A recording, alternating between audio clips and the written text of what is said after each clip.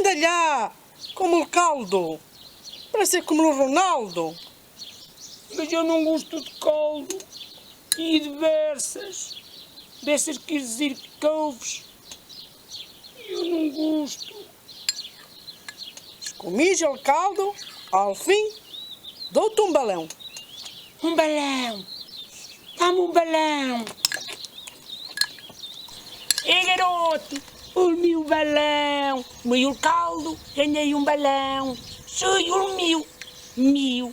E um pronome possessivo. Sei porque a mirandês não existe o V e todo passa B. Tá bem? Na lição número 13. 2 é igual ao português.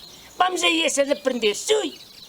Ora, então, garoto, os pronomes possessivos no masculino e no feminino, macho e fêmea.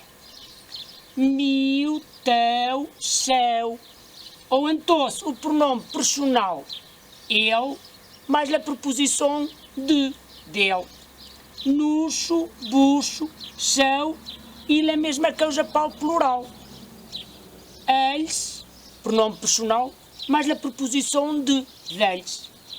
No feminino, mi, tu, su. E a mesma coisa, como no masculino. Delha, nuxa, bucha e é igual. Delhas. Por exemplo, no masculino, o meu balão. La minha o teu carro. Le tu. O meu balão.